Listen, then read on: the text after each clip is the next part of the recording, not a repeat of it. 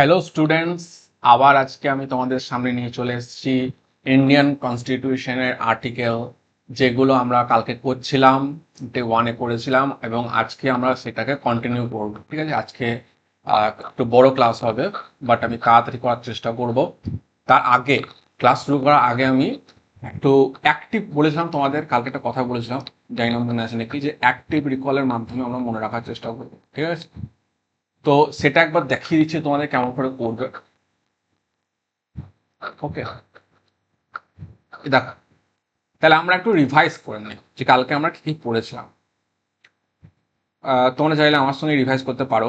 ঠিক আছে, যেমন আমি পরপর লিখে যাবো। ঠিক আছে, বা তোমরা যখন পড়বে তখন তোমরা নিজের থেকে একটা খাতা নিয়ে লিখবে, যখন তোমাদের রিভাইজ করা হয়ে যাবে বা ভালো করে পড়া হয়ে যাবে। আমি জাস্ট বলে যাচ্ছি কালকে আমরা কি পড়েছি, রাফ আইডিয়া দিয়ে দিচ্ছি। ঠিক আছে, সামারি, ব্রিফ সামারি। তো কালকে আমরা ফার্স্টে কি পড়েছিলাম? আমরা ইন্ডিয়ান কনস্টিটিউশনে নিয়ে পড়ছিলাম, তাই তো? ইন্ডিয়ান কনস্টিটিউশন, ভারতের সংবিধান। ভারতের সংবিধান নিয়ে পড়ছিলাম। এবার ভারতের সংবিধান বিশ্বের সব থেকে বড় লিখিত সংবিধান, এটা আমার পরে পড়বে।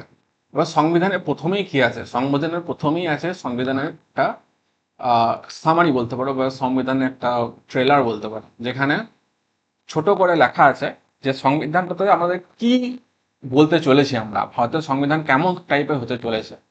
তো সেটাকেই বলা হয় প্রিয়াম্বল বা প্রস্তাবনা, যেটাকে বলা হয় প্রস্তাবনা।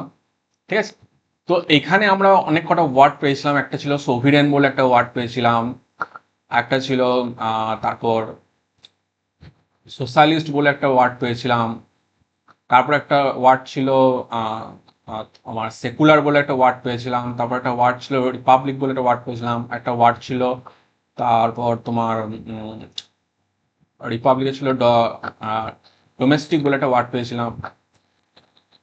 এবার এই ওয়ার্ডগুলো প্রথম প্রথম ছিল, ঠিক আছে, মানে প্রথম দিকগুলো ছিল, তোমাদের মনে পড়ছে আমি জানি না প্রিয়াম্বলে, বাট মনে করতে পারো। আমি বলেছিলাম সোভিরেন মানে কি বলেছিলাম, তারপর সোশ্যালিস্ট কি বলেছিলাম, সেকুলার কি বলেছিলাম, এবং আমি বলেছিলাম এই প্রিয়াম্বল একটা ইম্পর্টেন্ট ফ্যাক্ট যেটা তোমরা সবসময় মনে রাখবে।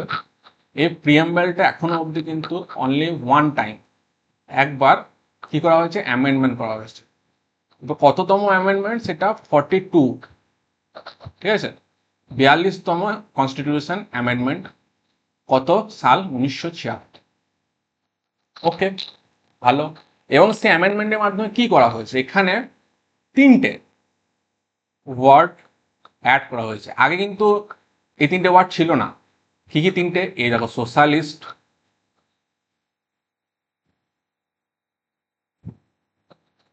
সেকুলার,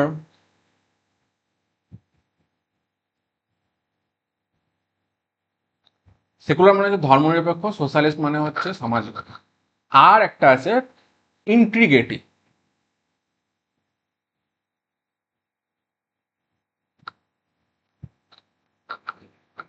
বানান ভুল হতো ক্ষমা করে দিও, কেননা বানানটা আমি হয়তো দেখছি না, দেখিনি তো বানান।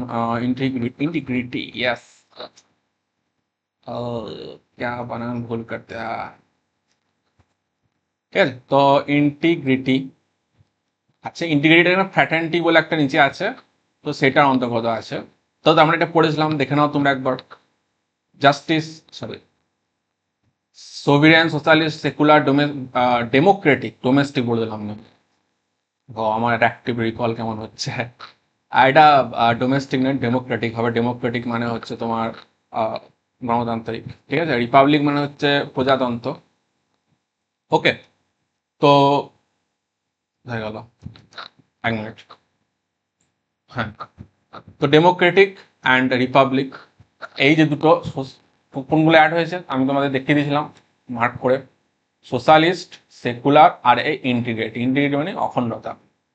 তো এই তিনটে 42 নম্বর সংবিধান সংশোধনীতে অ্যাড হয়েছে। ঠিক আছে, 1976 সালে।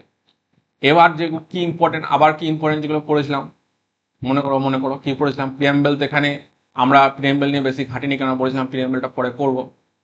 তো প্রিয়াম্বেল এখানে আবার কি করেছিলাম, তো দাঁড়াও আমি এটা ডিলিট করে দিই। হ্যাঁ, দেখো, আমরা এরপর কি করেছিলাম, আমরা এরপর আর্টিকেলে গিয়েছিলাম। আর্টিকেলে গিয়ে কি বলেছিলাম, আমাদের যে ইন্ডিয়ান কনস্টিটিউশন আছে, সংক্ষেপে লিখছি আইসি, ইন্ডিয়ান কনস্টিটিউশনটা কি আছে, প্রথমে আছে কতগুলো পার্ট আছে, পার্টের ভিতরে কি আছে, আর্টিকেল আছে। আবার কি আছে, মাঝে মাঝে এই পার্টের মাঝে মাঝে কখনো কখনো চ্যাপ্টার পাবে তুমি, চ্যাপ্টার মানে পার্ট, এমনিতে পার্ট একটা part, part one, part two. এবার পার্ট ওয়ানের মধ্যে হয়তো 4টে আর্টিকেল আছে, পার্ট টু এর মধ্যে হয়তো 6টা আর্টিকেল আছে, এরকম করে হচ্ছে। আবার কখনো ক্ষেত্রে এক পার্টের মধ্যে আবার চ্যাপ্টার ইনক্লুড করে দেওয়া আছে, এবার চ্যাপ্টারের মধ্যে আবার আর্টিকেল ইনক্লুড আছে, বুঝতে পারলে তো? মানে আরো আরো মানে ভেঙে দিচ্ছে জিনিসটাকে। এবার ইন্ডিয়ান কনস্টিটিউশনের আর কি আছে, আর আছে শিডিউল। ঠিক আছে, শিডিউল আছে। এবার পার্ট কটা আছে আমি তোমাদের প্রথমেই বলেছিলাম, মনে রাখবে অবশ্যই, ভেরি ভেরি ইম্পর্টেন্ট, 22টা পার্ট আছে।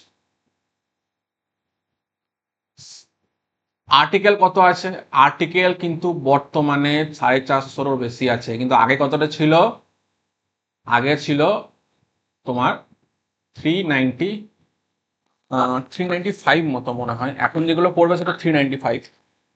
তাও আমি একবার চেক করে নিচ্ছি, দাঁড়া, আমার ডাউট লাগছে। আগে আর্টিকেল 395 পর্যন্ত ছিল। দাঁড়া 1 মিনিট। আচ্ছা আচ্ছা, শুরুতে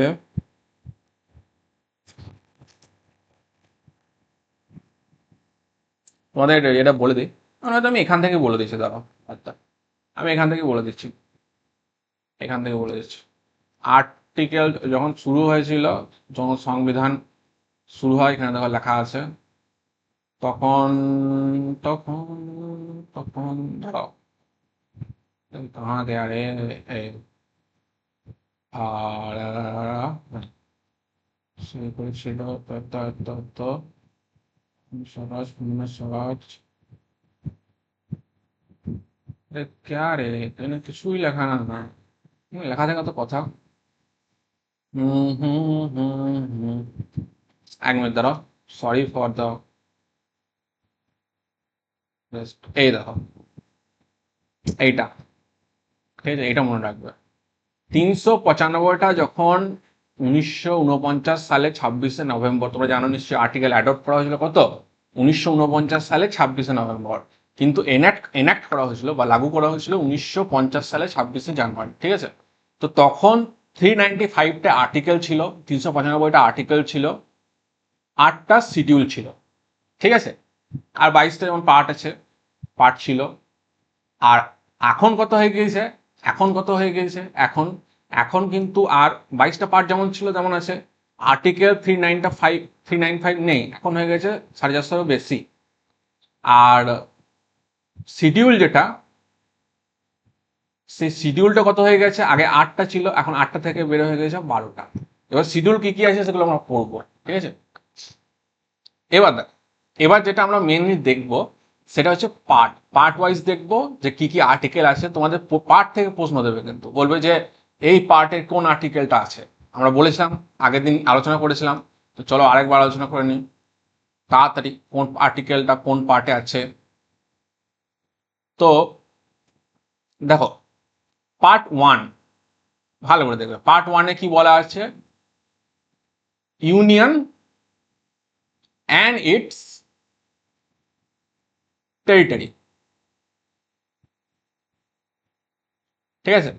ইউনিয়ন অ্যান্ড ইটস টেরিটরি মানে ভারত কি, ভারত মানে ইন্ডিয়া কি, ইন্ডিয়া হচ্ছে একটা স্টেটের, তার যে রাজ্য আছে সেই গোটা সব স্টেটগুলোর একটা ইউনিয়ন। কোনো ইউনিয়ন মানে কি, এটাকে তুমি কোনোভাবেই তুমি ভাঙতে পারবে না, ব্রেক করতে পারবে না, পারবে কিছুতেই পারবে না, যাই করে নাও। কিন্তু যদি যদি এটা ফেডারেশন হতো তাহলে ব্রেক হতে পারতো, কনফেডারেশন হতো তাহলে ব্রেক হতে পারতো। এবার আমেরিকা কিন্তু ইউনিয়ন নয়, আমেরিকা কিন্তু ফেডারেশন, ঠিক আছে, সেটা মনে রাখতে হবে। এবার ইউনিয়ন মানে কিছুতেই তুমি একবার যখন অ্যাড হয়ে যাচ্ছ, ভারতের সঙ্গে অন্তর্ভুক্ত হয়ে যাচ্ছে, তখন কিছুতেই তুমি আর বেরোতে পারবে না, ঠিক আছে, আলাদা হতে পারবে না। তো ইউনিয়ন অ্যান্ড টেরিটরি বলে দিল, এটা পার্ট ওয়ানে। পার্ট 1 এর মধ্যে আছে। এবার পার্ট 1 এর মধ্যে কটা আর্টিকেল আছে সবসময় মনে রাখবে, 1 থেকে 4টে আর্টিকেল, আর্টিকেল 1 থেকে আর্টিকেল 4, ঠিক আছে। এবার আর্টিকেল 1 আমরা আগে দেখো পড়েছি, এগুলো সব পড়েছি, আমাদের মনে আছে নাকি জানি না, সব পড়েছি, তোমরা যদি রিভাইজ করে থাকো তাহলে তোমার মনে থাকবে। ইউনিয়ন অ্যান্ড টেরিটরি, এবার আর্টিকেল 4টে আর্টিকেল ছিল, কালকে আমি লিখে দিয়েছিলাম। তো 4টে আর্টিকেলের মধ্যে কি কি ছিল, 4টে আর্টিকেলের মধ্যে ছিল, 1 নম্বর আর্টিকেলে বলা ছিল যে ভারত হচ্ছে তার স্টেট, 28টা স্টেট আছে, রাজ্য আছে, আর কটা ইউনিয়ন টেরিটরি আছে, 8টা। তো 28টা স্টেট, এই স্টেটের একটা ইউনিয়ন বটে, ঠিক আছে, not federation or confederation, union. তো এটা বলা আছে 2 নম্বরে কি বলা আছে, 2 নম্বরে বলা আছে যে ভারত চাইলে কোনো বাইরের থেকে কোনো ফরেন, বিদেশি বিদেশি কোনো রাষ্ট্রে, মানে বিদেশি দেশের ভূমি বা রাজ্য নিজের অন্তর্ভুক্ত করা।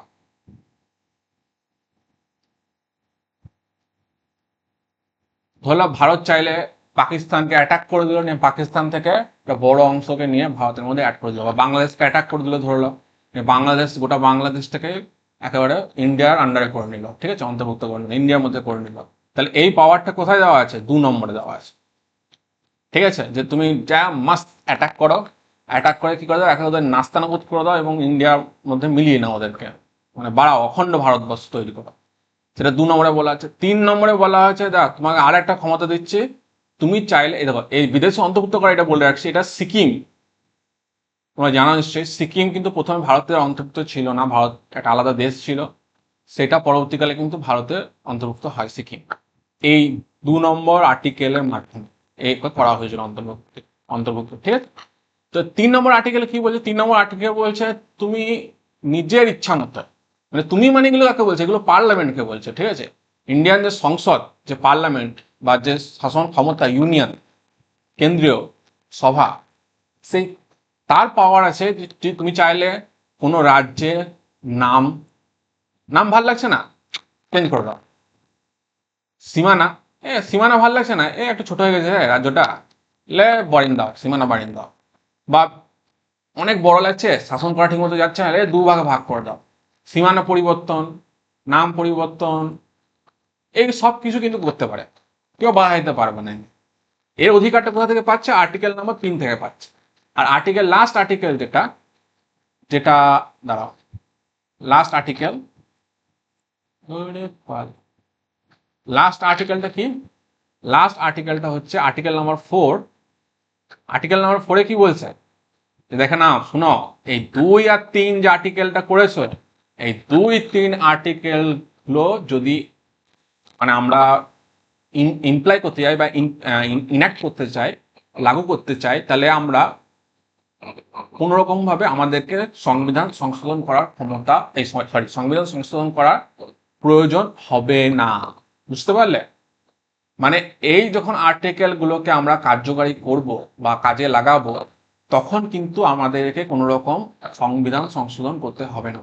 মানে ধরো নতুন একটা রাজ্যকে আমাদের দেশের মধ্যে অন্তর্ভুক্ত করে নিলাম, এবার সেই জন্য আমাদের কিন্তু আর কনস্টিটিউশনকে অ্যামেন্ডমেন্ট করতে হবে না, ঠিক আছে। আমরা কনস্টিটিউশন অ্যামেন্ডমেন্ট একটা আছে, সংবিধান সংশোধন, সেটা আমরা পরবর্তীকালে পড়বো। সংবিধান সংশোধন করার ক্ষমতা আছে, সংবিধানকে সংশোধন করার ক্ষমতা দেওয়া হয়েছে, এটা 368 আর্টিকেলের অন্তর্গত কিন্তু এই পাওয়ারটাকে সংবিধানকে দেওয়া হয়েছে, যে চাইলে সংসদ, লোকসভা, রাজ্যসভা, এগুলো যদি চাই, তাহলে একটা নির্দিষ্ট কন্ডিশন আছে, সংখ্যাগরিষ্ঠতা লাভ করতে হবে, প্রেসিডেন্টের পারমিশন থাকবে, তো এগুলোর মাধ্যমে তুমি সংবিধান সংশোধন করতে পারো, ঠিক আছে। কিন্তু এই দুটোকে কাজে লাগানোর সময়, এই দুটো ক্ষমতাকে কাজে লাগানোর সময় তোমার কোনো রকম সংবিধান সংশোধন করার প্রয়োজন হবে না, তুমি ডাইরেক্ট লাগাও, একেবারে ফ্রিলি লাগাও, বুঝতে পারলো তো। তো হয়ে গেল পার্ট 1টা, হয়ে গেল ইউনিয়ন অ্যান্ড ইটস টেরিটরি, খুব ছোট, শেষ হয়ে গেল। এবার আমরা কি যাবো, এবার আমরা যাব পার্ট 2। পার্ট 2-তে কি বললো, বা পার্ট 2 চলে এসো, পার্ট 2-তে বললো নাগরিকত্ব। নাগরিকত্ব বা যেটাকে কি বলে সিটিজেনশিপ। পার্ট টুতে বললো তোমাকে আমরা আমাদের দেশের যে নাগরিক তাদের যে কি অধিকার থাকবে বা তাদের সম্পর্কে কি নিয়ম আছে সেটা আমরা কনস্টিটিউশনের পার্ট টু থেকে জানতে পারবো। পার্ট টু কোথা থেকে আছে, নাগরিকত্ব 5 থেকে আছে 11 পর্যন্ত। আমি বলে যান মনে রাখতে, 5 মানে হচ্ছে নাগ, নাগ পঞ্চমী, বুঝতে পারছো, 5 থেকে শুরু আর্টিকেল। তাহলে আর্টিকেল 5 থেকে 11 পর্যন্ত কি আছে, নাগরিকত্ব। এটা কিন্তু আমরা পড়া করে পড়েছিলাম। এবার নাগরিকত্ব দেখো ওটা ওখানে 4টে হয়ে গেল, আর এখানে তাহলে 5 নম্বর থেকে 5 নম্বরে কি বলা হয়েছে, 5 নম্বরে যখন সংবিধান লাগু করা হয়েছিল সেই সময়কার নাগরিকত্ব ইম্পর্টেন্ট নয়, মনে রাখার দরকার নেই। জাস্ট মনে রাখবে এই 5 নম্বর আর্টিকেলে এই 5 থেকে 11 পর্যন্ত নাগরিকত্ব আছে। 6 নম্বরও পাকিস্তান থেকে আসা দরকার নাই। 7 নম্বরও সেই সেম পাকিস্তানের যারা যাচ্ছে বা বাইরে কোনো গেছে, বাইরে কোনো রাষ্ট্রে তাদেরকে। 8 নম্বরও সেই সেম টাইপের যে তোমার মনে হয় অ্যাম্বাসেডার মানে রাষ্ট্রদূত যারা অন্য দেশে আছে তাদের সন্তানদের কিভাবে দেবো, এরকম নাগরিকত্ব আছে। বাট এগুলো কিন্তু ইম্পর্টেন্ট নয়, নট ইম্পর্টেন্ট, মনে রাখার কোনো প্রয়োজন নেই। তোমরা 9টা মনে রাখবে, 9 ইম্পর্টেন্ট। 9টা কি আছে, 9টা সিঙ্গেল সিটিজেনশিপ এর কনসেপ্ট আছে। সিঙ্গেল সিটিজেনশিপ মানে যদি ভারতের নাগরিকত্ব তোমার রাখতে হয় তাহলে একটাই নাগরিকত্ব থাকবে, অর্থাৎ কোনো রাজ্য বিশেষে কোনো আলাদা আলাদা আধার কার্ড হবে না, সিটিজেনশিপ হবে না। যে তুমি আমরা ওয়েস্ট বেঙ্গলে থাকছি, এটা আমাদের একটা আলাদা সিটিজেনশিপ হলো, প্লাস আমরা ভারতের সিটিজেনশিপ আছে, মানে আমাদের এখানে ওয়েস্ট বেঙ্গলের একটা আধার কার্ড হলো আর একটা ভারতের আধার কার্ড হলো, এরকম কিছু থাকবে না। বা ওয়েস্ট বেঙ্গলের একটা ভোটার কার্ড হলো, ভারতের ভোটার কার্ড হলো না, এরকম থাকবে না। গোটা দেশের একটা থাকবে মাত্র। আর আমরা যদি অন্য দেশের নাগরিকত্ব গ্রহণ করি তাহলে কিন্তু আমরা ভারতের নাগরিক আর থাকবো না, অটোমেটিক এটা ক্যান্সেল হয়ে যাবে। ওইটাই 9 নম্বরে বলা আছে যে তুমি যদি স্বেচ্ছায় কোনো বিদেশি রাষ্ট্রের নাগরিকত্ব গ্রহণ করো, তুমি ধরো আমেরিকা চলে গেলে, তোমাকে আমেরিকা ডাকলো, নাসা ডেকে গেলো, এই চলো এখানে সাইন রিসার্চ করো, তোমাকে এখানে আমরা এই সুবিধা দেবো, তোমাকে আমরা নাগরিকত্ব নিতে হবে। তো তুমি ওখানে সিটিজেনশিপ নিয়ে নিলে, এবার হবে তুমি ভারতের সিটিজেনশিপ ভোগ করবো, ভারতে এখানে আধার কার্ড আছে, আমি এখানে রেশন চাল তুলবো, রেশন কার্ড দিয়ে চাল তুললে খাবো, আবার আমেরিকা থেকেও মজা মারবো সিটিজেনশিপ মানে ওদের সিটিজেনশিপ যে কার্ড সেটা দিয়ে। না, তা হবে না। ভারতে থাকতে গেলে অন্য দেশে কিন্তু থাকা চলবে, অন্য দেশে সিটিজেনশিপ থাকা চলবে না। যদি সিটিজেনশিপ নাও তাহলে অটোমেটিক ক্যান্সেল হয়ে যাবে। সেটাই বলা আছে 9 নম্বর আর্টিকেল, আর সেই জন্যই 9 নম্বর আর্টিকেলটা হয়ে গেছে এত ইম্পর্টেন্ট। ঠিক আছে, তারপর 10 নম্বরও তো দরকার নেই, ক্যান্সেল করা দেশীয় কোনো ঠিক আছে। 11 নম্বরটা মনে রাখবে, 11 নম্বরটাও ইম্পর্টেন্ট, যে এই যে নাগরিকত্ব সম্পর্কে যে আইন নিয়ম ল বা এই যে সিটিজেনশিপ অ্যাক্ট, অ্যাক্ট বলতে পারো বা ল বলতে পারো, এই যে নাগরিকত্ব আইন, এই সিটিজেনশিপ অ্যাক্ট, এগুলো বানানোর ক্ষমতা কার উপর দেওয়া হয়েছে, এগুলো দেখাশোনা করার ক্ষমতা সম্পূর্ণ কিন্তু এটা পার্লামেন্টের উপর দেওয়া হয়েছে। বুঝতে পারলে তো, পার্লামেন্টকে পুরো পাওয়ার দিয়ে দিয়েছে। দেখো নাগরিকত্ব বিষয়ে যা কিছু ডিসিশন নেওয়ার আছে, যে অ্যাক্ট বানাবে, যে রুল বানাবে, সব তোমাদের হাতে রয়েছে, পুরোপুরি ওদেরকে পাওয়ার দিয়ে দিয়েছে।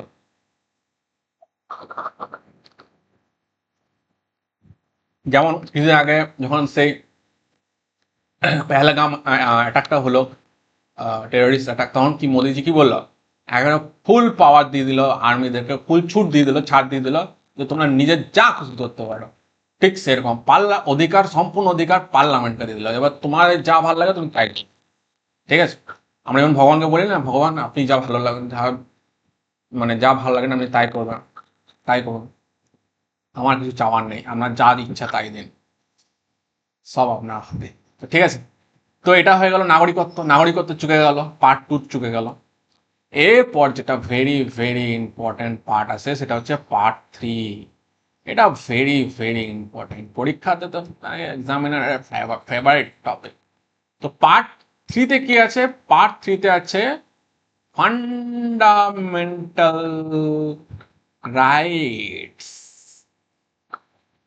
মানে মৌলিক অধিকার। মৌলিক অধিকার সম্পর্কে তোমাকে বলা হয়েছে, ফান্ডামেন্টাল রাইট সম্পর্কে পার্ট 3তে বলা হয়েছে। এবং এই পার্ট 3তে কত আর্টিকেল থেকে কত আর্টিকেল পর্যন্ত আছে এগুলো তো মানে বিশালভাবে মনে রাখতে হবে। ওটা 11তে শেষ হয়েছিল, তার 12তে শুরু হবে, 12 থেকে কত পর্যন্ত আছে, 35 পর্যন্ত আছে।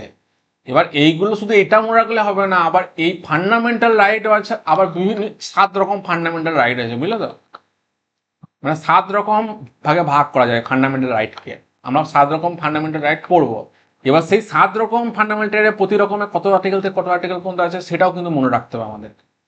তো ফান্ডামেন্টাল আমি আগের দিন বলেছিলাম, যারা আরে কি চলে আসছে, যারা আগে ভিডিওটা দেখেছিল তারা জানবে যে আমি বলছিলাম যে fundamental article, sorry, fundamental right মনে রাখার জন্য যে 7টা ফান্ডামেন্টাল রাইট, আমি একটা শর্ট ট্রিক দেবো। ট্রিক কি দেবো তো দেখে নিই। ট্রিকটা হচ্ছে সেই আমাদের যেমন হয় না শর্ট ফর্ম, যেটাকে বলা হয়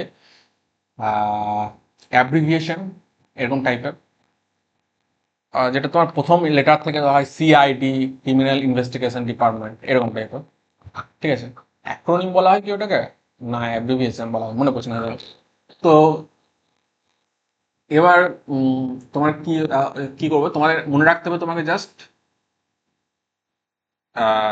ই এফ, ঠিক আছে, এক্স, ভালো করে দেখবে এটা, আর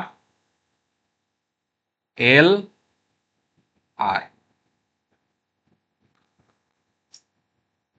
ই এফ এক্স আর এল আর, এটা মনে রেখে দেবে, ঝাকাস হবে, ঠিক আছে? ই এফ এক্স আর, ই এফ এক্স আর এল আর। তো স্যার তাহলে এটার মাধ্যমে এটা মনে রাখে কি করবো, এটার মাধ্যমে কি বুঝবো আমরা? বুঝবে হচ্ছে ই ফর কি, ই ফর হচ্ছে ইকুয়ালিটি, মানে সবারই সমান অধিকার আছে, right to equality. F for কি, ফ্রিডম, স্বাধীনতা, রাইট টু ফ্রিডম। এই ফ্রিডমের আবার আলাদা ভাগ আছে, মানে আলাদা সাবক্লস আছে, যেটাকে বলা হয়। এই ফ্রিডমের আবার কটা সাবক্লস আছে বলো তো? সম্ভবত জি পর্যন্ত আছে, এ থেকে জি, মানে আরো ভাগ আছে, এ থেকে G, A B C D E F G, এরকম ভাগ আছে ফ্রিডম। তারপর এক্স কি, এক্স হচ্ছে এক্সপ্লয়টেশন, রাইট এগেনস্ট এক্সপ্লয়টেশন, ঠিক আছে? আর আর মানে কি, আর মানে হচ্ছে রিলিজিয়াস, রাইট টু রিলিজিয়াস, যেমন খুশি ধর্ম চাও, যা তোমার ইচ্ছা, যা তোমার আস্থা, সেটা তুমি পালন করতে পারো। না এখানে আছে একটা, দাঁড়াও, এখানে আর একটু ভুলে গেলাম, 3, এটা তো 6 হলো, এখানে সি হবে একটা। সি হচ্ছে কালচার, কালচার, তুমি তোমার সংস্কৃতি সংরক্ষণ করা তোমার পুরোপুরি অধিকার আছে। এল হচ্ছে সেভ অফ সার্টেন ল, কিছু আইনের মানে রক্ষা করা, সেভ করা। তো এটা অ্যাকচুয়ালি এই এল যেটা আছে না, সেটা এখন ক্যান্সেল হয়ে গেছে, মানে বাদ দিয়ে দেওয়া হয়েছে, তাই এলটা মনে রাখার দরকার নেই, তোমার জাস্ট মনে রাখবে এল একটা ছিল। আর আর মানে হচ্ছে রিমেডি, কনস্টিটিউশনাল রিমেডিস, বুঝতে পারলে? মানে সংবিধানের প্রতিবিধান, মানে এই যে বাকি যে 6টা মৌলিক অধিকার আছে, বা এটাকে তো একটা তো এল বাদ পড়ে গেছে, 5টা মৌলিক অধিকার আছে। সেই মৌলিক অধিকারে কোনো যে কোনো একটা, যে কোনো মৌলিক অধিকার যদি তোমার কাছ থেকে কেড়ে নেওয়া হয়, বা তুমি না পাও, তোমাকে না দেওয়া হয়, তোমাকে বঞ্চিত করা হয়, তুমি ডাইরেক্ট গিয়ে সুপ্রিম কোর্টে গিয়ে কেস ঠুকে দেবো তার নামে, ঠিক আছে? সুপ্রিম কোর্ট ওর 12টা বাজিয়ে দেবে। এটা, এই অধিকারটা তোমাকে কে দিচ্ছে? এই কনস্টিটিউশনাল রিমেডি যে পার্ট, মানে এই যে ভাগটা আছে সেটা দিচ্ছে ফান্ডামেন্টাল রাইট। ওকে, তোমার অধিকার আছে ডাইরেক্ট সুপ্রিম কোর্টে যাওয়ার। আর একটা এটা এটা অ্যাকচুয়ালি কনস্টিটিউশনাল রিমেডি 32 নম্বর আর্টিকেলের থ্রু দিয়ে তোমাকে অধিকার দেওয়া হয়েছে যে তুমি ডাইরেক্ট সুপ্রিম কোর্টে চলে যাও। আবার তুমি হাইকোর্টও যেতে পারো, ধরলো তোমার সুপ্রিম কোর্ট অনেক রাস্তা দূর পড়ে গেছে, যে সুপ্রিম কোর্টে যাবো, বাপরে এত টাকা খরচা হবে। তারপর তোমরা কিছুক্ষণ পর দেখবে যে ফ্রি লিগ্যাল এডও আছে, মানে যাদের কাছে, মানে যারা গরিব মানুষ, যাদের অর্থ কম, মানে অর্থ নেই, তাদের তাদের আইনত সাহায্য দেওয়া হয় ফ্রিতে, ঠিক আছে? ফ্রি লিগ্যাল এড আছে, ওটা আমরা পড়বো। তো যাই হোক, তুমি যদি সুপ্রিম কোর্টে যাও, না অত কিছু নয়, সুপ্রিম কোর্টে যাওয়ার মতো কিছু হয় না, তাহলে তুমি কিন্তু মানে হাইকোর্টেও যেতে পারো, রাজ্যের যে হাইকোর্টগুলো থাকে সেগুলো যেতে পারো। ওরাও কিন্তু তোমার চাইলে এবার সুপ্রিম কোর্টে রিট জারি করা হয়, সুপ্রিম কোর্ট আর্টিকেল 32 এর থ্রু দিয়ে রিট জারি করবে। এই আর্টিকেল এদের সুপ্রিম কোর্টে পাওয়ার দিয়েছে রিট জারি করার। রিট মানে সে হেভিও কর্পাস, ম্যাডামাস, ওইগুলো, বুঝতে পারলে তো? তোমাদের যখন পড়াবো তখন তোমরা বুঝতে পারবে রেডিট। তো সুপ্রিম কোর্ট চাইলে যেমন এটা পারে, তেমনি যদি তুমি চাও যে না দাদা আমি সুপ্রিম কোর্ট তো যাবো না, সুপ্রিম কোর্ট অনেক দূর হয়ে যাচ্ছে, তাহলে আমি কি করবো, আমি হাইকোর্টেই করবো। হাইকোর্টের কিন্তু পাওয়ারটা, হাইকোর্টকে এই আর্টিকেল 32 পাওয়ার দেয়নি, হাইকোর্টকে পাওয়ার দিয়েছে আর্টিকেল 226। ঠিক আছে, এর আন্ডারে হাইকোর্টও রিট জারি করতে পারে, মানে ওই হেভিয়াস কর্পাস, প্রোহিবিশন, তারপর ম্যান্ডামাস, ওয়ারেন্টো, এইগুলো। ঠিক আছে, আজব বিচক্ষণের নাম। তো যাই হোক, এই কটা ভাগ আছে, তাহলে মনে রাখবে, কি মনে রাখতে হবে তোমাকে, একটা অ্যাব্রিভিয়েশন টাইপের মনে রাখতে হবে, ই F X R C L R. ঠিক আছে, ই F X R C L আর, এটা মনে রেখে দেবে একদম। এবার আমি বললাম 12 থেকে 35 পর্যন্ত আছে, অবশ্যই 12 থেকে 35 পর্যন্ত আছে, কিন্তু 12 থেকে 35 পর্যন্ত থাকলেও কোনটা কত থেকে কত পর্যন্ত আছে, মানে ইটা কত পর্যন্ত আছে, ইকুয়ালিটিও কত পর্যন্ত আছে, এটা যখন আর্টিকেল পড়বে এটা খুব তাড়াতাড়ি মনে থেকে যাবে। এটা 12 থেকে আছে তোমার 18 অব্দি, এটা 12 থেকে না, এটা 14 থেকে 18 অব্দি, সরি 11। দেখো 12তে কি আছে, 12তে এই ফান্ডামেন্টাল রাইটস বা মৌলিক অধিকারের ডেফিনেশন আছে। 13তে ওই নিয়ে ফাঁট বকেছে কিছু খানিকক্ষণ, অত ইম্পর্টেন্ট নয়, এটাও অত ইম্পর্টেন্ট নয় 13টা। 14 থেকে আছে, 14 থেকে 18 পর্যন্ত আছে এই রাইট টু ইকুয়ালিটি, মানে সমতার অধিকার, সবাই সমান আমরা আমাদের রাজত্বে। ঠিক আছে, তো 14 থেকে 18, তো চলো দেখে নিই 14 থেকে 18 পর্যন্ত কি কি আছে।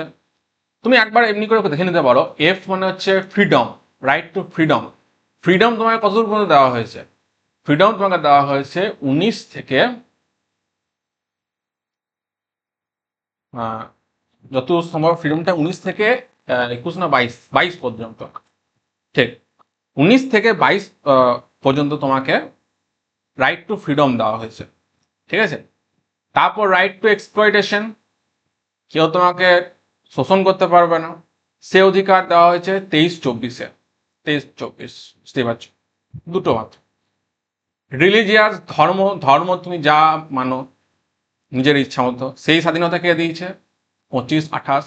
এবার সব কটা আর্টিকেল কিন্তু ইম্পর্টেন্ট নয়, যেগুলো ইম্পর্টেন্ট পরীক্ষাতে আছে সেগুলো আমি বলবো। এবার কালচারাল হেরিটেজ, মানে সংস্কৃতি অধিকার, এডুকেশনাল রাইটস, মানে নিজের সংস্কৃতিগত অধিকার, সেটা তোমাকে কোন আর্টিকেলে দেওয়া হয়েছে, এটা 28 হলো, তার মানে এটা 29 থেকে 30 অব্দি। আর এই যে এল, যেটা এখন বাদ হয়ে গেছে, লস, সেভ অফ সার্টেন ল, সেইটা শুধুমাত্র 31-এ ছিল, শুধুমাত্র 31, যেটা বাদ হয়ে গেছে, রিপিল করে নিয়েছে, আমার তুলে মানে ক্যান্সেল করে দেওয়া হয়েছে। আর আর মানে হচ্ছে কনস্টিটিউশনাল রিমেডিস, এই আরটা আছে তোমার 32 থেকে 35 পর্যন্ত। ঠিক আছে, তাহলে এগুলো মনে রাখবে। কি মনে রাখবে চলো দেখে নিই একবার শর্ট টাইম। দেখো এগুলো টাইম লাগবে কিন্তু কিন্তু এগুলো ধৈর্য ধরে পড়তে হবে, তবেই তোমরা কোশ্চেনগুলো করতে পারো। যদি করতে না পারো তাহলে পারবে না, ব্যাস। আর কি বলবো, সবাই কি আর চাকরি পাবে, এতজন পরীক্ষা দেবে, ধৈর্য যার থাকবে সেই পাবে, তাই ধৈর্য দিয়ে দেখো। তাহলে কি পেলাম আমরা, আমরা মনে রাখতে বলেছিলাম ই এফ এক্স, একবার মনে রেখে দেবে কিন্তু জলের মতো, E F X R C L R, E F X V F X যেমন হয় সেমনি E F X R C, R C B নয় কিন্তু আর সি এল আর। ঠিক আছে, R C L R, E F X R C L R. E মানে হচ্ছে right to equality, এটা কত কত পর্যন্ত বললাম, 14 থেকে 18, বারবার লিখবে বারবার লিখবে, এগুলো কিন্তু আসছে পরীক্ষাতে। রাইট টু ফ্রিডম বলতে কত বললাম, 19 থেকে 22, বারবার লিখবে বারবার লিখবে। রাইট টু এক্সপ্লয়টেশন, এটা এক্সপ্লয়টেশন মানে ই দিয়ে শুরু হয় এটা অ্যাকচুয়ালি, বাট আমি মানে অনেকটা এক্স এর মতো উচ্চারণ হচ্ছে বলে মনে রাখার জন্য আমি এক্স দিয়েছি। ঠিক আছে, তো রাইট টু এক্সপ্লয়টেশন কত, দুটো আছে একমাত্র, 23 আর 24। বাহ। রিলিজিয়াস কত, সঙ্গে সঙ্গে মনে রাখবে 25 থেকে 28। কালচার কত, একদম তাড়াতাড়ি মনে থাকবে 28 মানে 29 থেকে 30। সেভ অফ সার্টেন ল কত, শুধু 31, এটা রিপিল করে দিয়েছে, এটা মনে রাখার দরকার নেই। আর কত, জাস্ট এটা ইয়ে হবে যে এরকম একটা ছিল, টোটাল 7টা ছিল। আর কত, 7টা মানে একটা ধরো, আর কত, আর মানে হচ্ছে কনস্টিটিউশন রিমেডিস, এটা হচ্ছে 32 থেকে 35। 35 থেকে 35 অ্যাকচুয়ালি নয়, অ্যাকচুয়ালি 32টাই বটে, 35টা আরো ভাটের কথা বলা আছে। ঠিক আছে, মানে তুমি 32 ধরতে পারো, এটা 35 ধরার দরকার নেই, 32 পর্যন্ত ধরতে পারো। এগুলো সামরিক আইন আছে বাকিগুলো। তাহলে আর হচ্ছে 32। আর 1, 2, 32-এর পর বাকি যেগুলো আছে 33, 34, এগুলো ভাটের, মানে 1, 2 বই সরি। শুরু তো কত থেকে হয়েছে? শুরু হয়েছে 12 থেকে। 12, 13, 33, 34, 35, এগুলো হচ্ছে পুরো ভাট। 12তে ডেফিনেশন আছে, এগুলো পুরো ভাট, মানে ইম্পর্টেন্ট নয়। এইগুলো হচ্ছে এর মধ্যে ইম্পর্টেন্ট। এই 7টা মৌলিক অধিকার, 1টা, 2টো, 3টে, 4টে, 5টা, 6টা, 7টা, এই 7টার অধিকারগুলো ইম্পর্টেন্ট। এবার এগুলো আলাদা আলাদা করে আমরা পড়বো, ঠিক আছে? দেখো আমি কিন্তু রিভাইজ করার জন্য কিন্তু নতুন কিছু পড়াইনি। হুম। তাহলে আমরা কি বললাম? প্রথম এটা কি ছিল? Right to equality.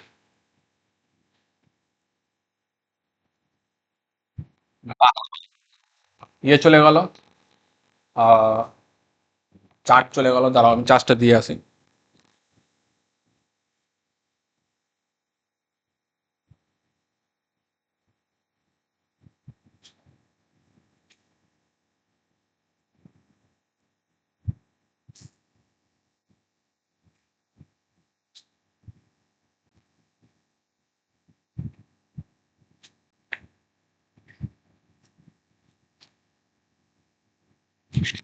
ঠিক আছে, চোখ জ্বলতে লেগে গেল চশমা পরে।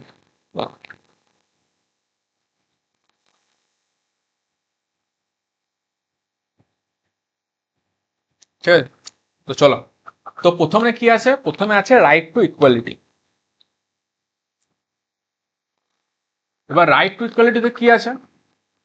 সমতার অধিকার। তো সমতার অধিকার মধ্যে তোমাকে কি দেওয়া হবে? তোমার কত থেকে কত পর্যন্ত বলেছিলাম? আর্টিকেল 14 থেকে কত, 18। 14তে কি আছে দেখো, ভালো করে দেখবে, এটা এগুলো খুব ইম্পর্টেন্ট, কিন্তু পুরো সব কটা ইম্পর্টেন্ট। 14 থেকে 18 পর্যন্ত যত কটা আছে তত কটা একদম লে हलवा। দাঁড়াও, আরে কাইসা গুন্ডা মানে না। দাঁড়াও দাঁড়াও দাঁড়াও, এটা আমার চলে গেল, যেতে হবে।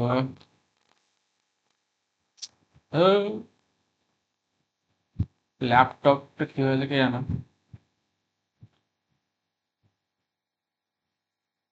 দাঁড়াও, হ্যাঁ, ঠিক এসছে আবার। ওকে, তো দেখো রাইট টু ইকুয়ালিটির মধ্যে কি আছে? রাইট টু ইকুয়ালিটির মধ্যে 14 নম্বরে কি আছে? 14 নম্বর যেটা আছে, 14, 15, আমি পর্ব লিখে দিচ্ছি, 16, 17, 18। এর মধ্যে 17টা তো মানে বিশাল বিশাল বিশাল, মানে ভেরি ভেরি ভেরি ইম্পর্টেন্ট। ঠিক আছে, 17 নম্বরটা, এগুলো ইম্পর্টেন্ট, এমন নয় যে ইম্পর্টেন্ট নয়, তো ইম্পর্টেন্ট, ওটা বেশি ইম্পর্টেন্ট। ঠিক আছে, তাহলে 14 নম্বরটা যাই। তাহলে 14 নম্বরটা কি আছে? 14 নম্বরটা হচ্ছে রুল অফ ল, যেটা আমরা ব্রিটেন থেকে নিয়েছি। আইনের শাসন মানে, অ্যাকচুয়ালি এটা মানে হচ্ছে আইনের দৃষ্টিতে, লিখতে পারো তোমরা, আমি লিখছি না, আর লিখছি না এটা। আইনের দৃষ্টিতে সবাই সমান। ঠিক আছে, মানে ইকুয়ালিটি বিফোর ল। আইনের দৃষ্টিতে সবাই সমান, ইকুয়ালিটি বিফোর ল। আইনের চোখে সবাই সমান, কেউ বড় লোক ছোট গরিব লোক নয়। ঠিক আছে, সবাই সমান, সবাই পক্ষে একই আইন লাগু হবে। এমন নয় যে বড় লোক বলে তাকে কম শাস্তি দেওয়া হবে, গরিব মানুষ বলে তাকে বেশি শাস্তি দেওয়া হবে, না, তা না। আইনের চোখে সবাই সমান। এবার তারপর চলে এসো, এই রুল অফ লটা মনে হয় ব্রিটেন থেকে নেওয়া হয়েছে, আমি তারপর চেক করে নিচ্ছি। ব্রিটেন থেকেই নেওয়া হয়েছিল রুল অফ ল, দেখ লেতা হুম। হুম, তোমাদের কিন্তু এগুলো পড়াবো আমি। UK, Britain, great Britain, great Britain, great Britain, আরে বাপ রে, কই রে রুল অফ ল কই?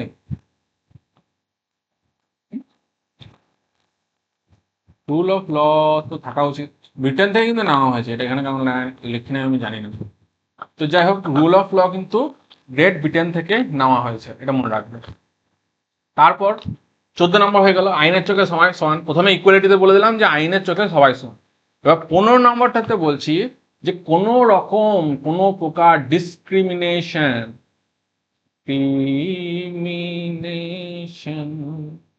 বা ভেদভাব করা চলবে না। সেটা কিসের কিসের ভিত্তিতে? ধর্ম। ধর্ম সবসময় নিয়ে আসে দেখো। তারপর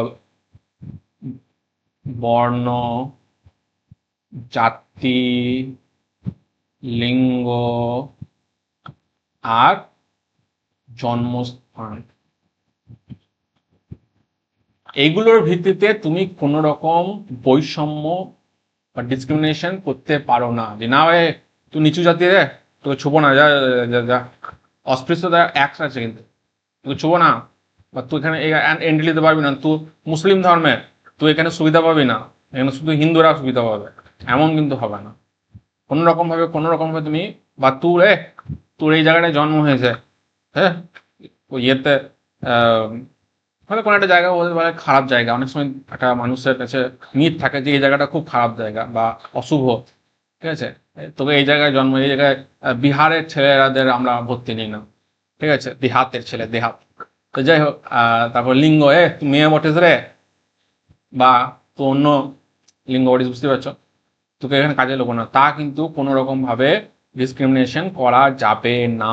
তাহলে তুমি একবারে জেলে যাবে, কারণ এগুলো ফান্ডামেন্টাল রাইটস। এগুলো যদি তুমি কারোর কাছ থেকে কেড়ে নাও বা কাউকে যদি না দাও অধিকার, যদি তার থেকে বঞ্চিত করে দাও তাকে, তাহলে একবারে সে সুপ্রিম কোর্টে গিয়ে তোমার নামে কেস ঠুকে দেবে, বুঝতে পারলে তো? আর রুল অফ লটা ব্রিটেনেরই বটা, এটা শিওর করে। তারপর দেখো ডিসক্রিমিনেশন বললাম 15 তে কি আছে? সরকারি চাকরি। এইটার জন্যই তো পড়ছে গো সবাই, সেজন্য মাথা ঠোকা কেন, এত এত পড়াশোনা কেন?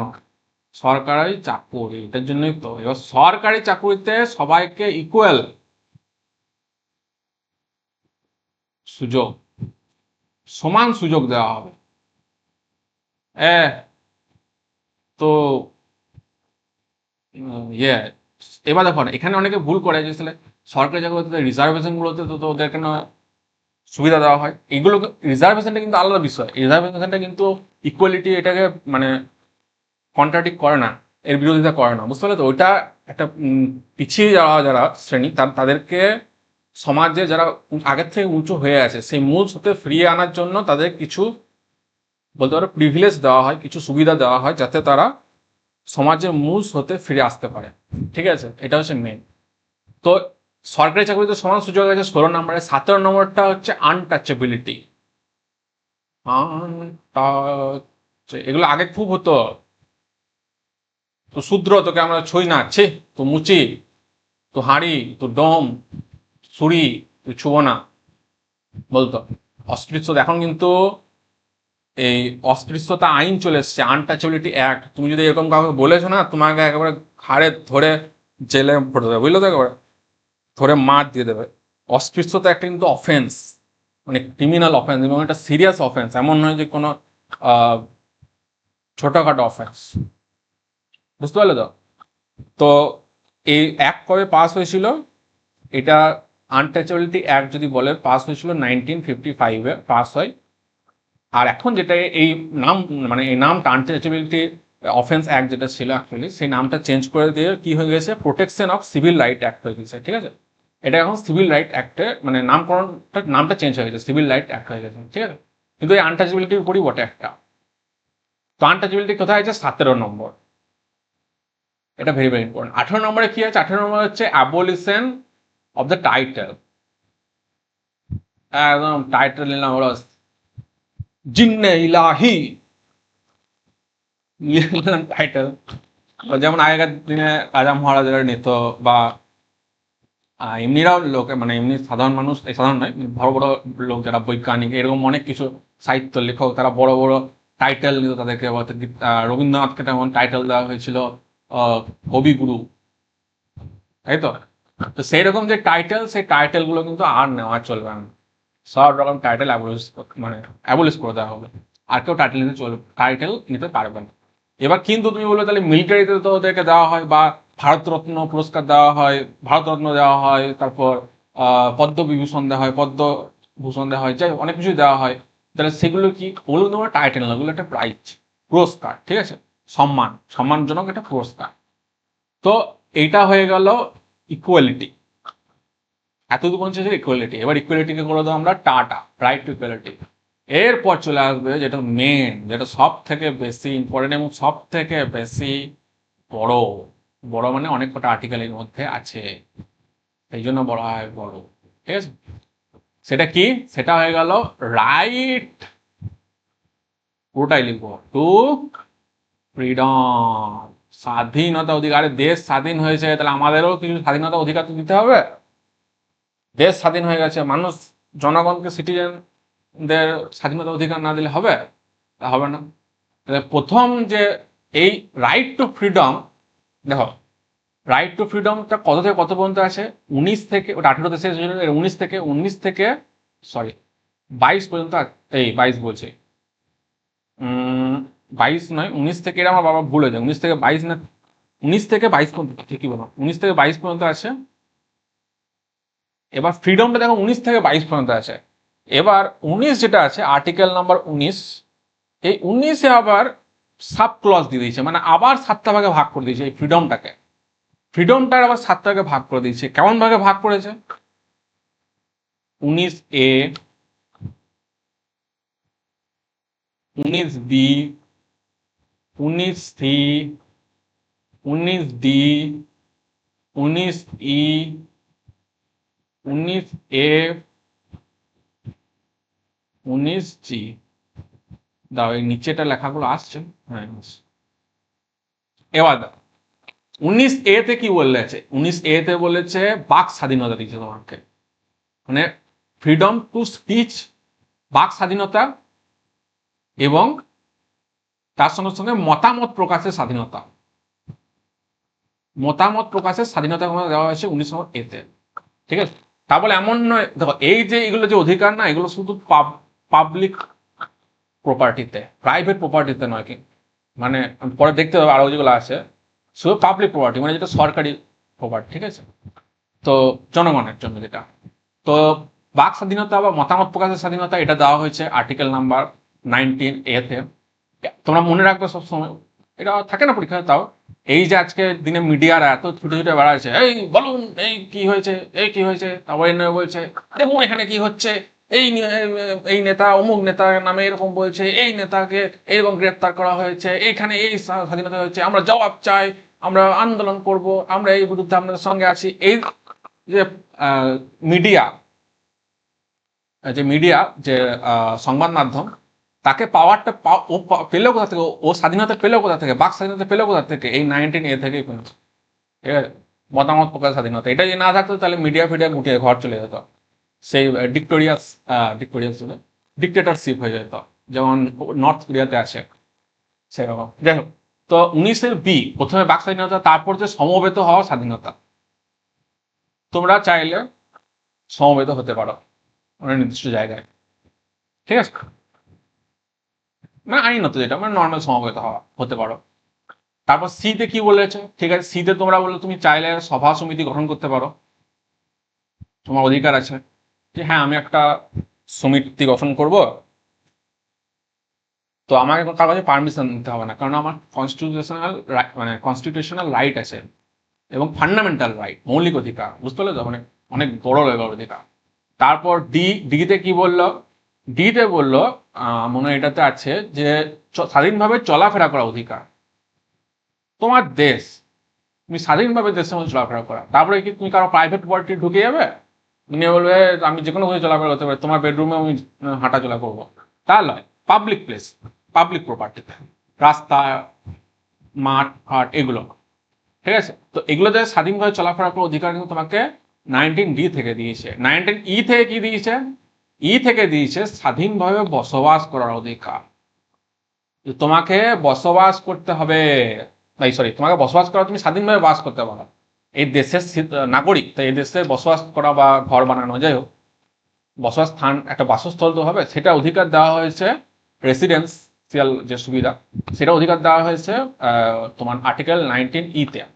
এফ এ ছিল সম্পত্তির অধিকার, প্রপার্টি, রাইট টু প্রপার্টি ছিল এফএ, যেটা এখন কিন্তু ক্যান্সেল করে দেওয়া হয়েছে। কত নাম্বার আর্টিকেল থ্রু যে ক্যান্সেল করেছে এটা পরীক্ষাতে প্রশ্ন আছে। এই যে সম্পত্তির অধিকার বা রাইট টু প্রপার্টি, এটা কত নাম্বার আর্টিকেলের থ্রুতে আমরা, সরি, কত নাম্বার অ্যামেন্ডমেন্টের থ্রু দিয়ে আমরা এটাকে ক্যান্সেল করেছি? এটাকে ক্যান্সেল করেছি আমরা 44 কনস্টিটিউশন অ্যামেন্ডমেন্ট, 44তম কনস্টিটিউশনাল অ্যামেন্ডমেন্টের মাধ্যমে এটা আমরা, এটা মানে 1978 হয়েছে, কনস্টিটিউশনাল অ্যামেন্ডমেন্টের মাধ্যমে সম্পত্তির অধিকারকে আমরা ফান্ডামেন্টাল রাইট থেকে হাটিয়ে দিয়েছি। তাহলে এমন নয় যে একেবারে কনস্টিটিউশন থেকে হাটিয়ে দিয়েছি, এটাকে ফান্ডামেন্টাল রাইট থেকে, ফান্ডামেন্টাল রাইট ছিল সেখান থেকে সরিয়ে আমরা কিসে শিফট করে দিয়েছি? লিগেল রাইটে শিফট করে দিয়েছি। এটা 300 এ, লিগেল রাইট 300 এ আর্টিকেলের মধ্যে আমরা এটাকে কি করেছি? শিফট করে দিয়েছি। বুঝতে পারলে তো? ফান্ডামেন্টাল রাইট হলো মানে তুমি একবারে সুপ্রিম কোর্টে যেতে পারো, লিগেল রাইট, আইনগত তুমি ব্যবস্থা করতে, যে আমার মৌলিক অধিকার খর্ব হচ্ছে এখন ডাইরেক্ট চলে গেলে সুপ্রিম কোর্ট, না তা হবে। তাহলে রাইট টু প্রপার্টিটা তুলে নেওয়া হয়েছে, তাহলে 19 অত মনে রাখার দরকার নাই, শুধু মনে রাখবে যে কোন অ্যামেন্ডমেন্টের মাধ্যমে রাইট প্রপার্টি হাটিয়ে দেওয়া হয়েছিল, আর এখন ওটা কার, মানে কার অন্তর্ভুক্ত করে দেওয়া হয়েছে, কার আন্ডারে, মানে কোন আর্টিকেল আন্ডারে নেওয়া হয়েছে, 300A লিগাল রাইট। আর 19G এইটা আছে, এটা যেটা হয়েছে, দাঁড়াও,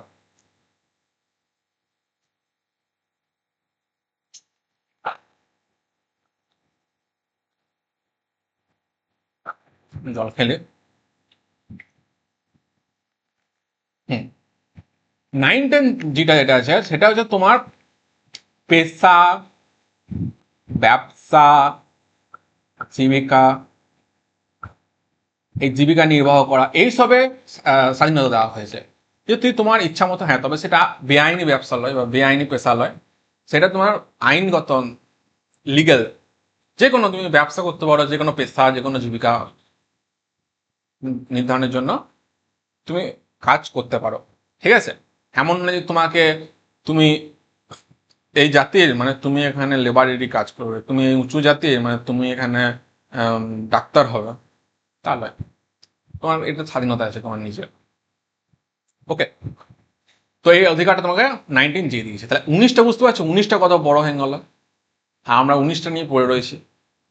এবার এবার এবার এবার হবে খেলা, কারণ 19টা এবার হতে চলেছে শেষ। 19 শেষ হয়ে গেল, অনেক মুক্তি পেয়ে গেলাম।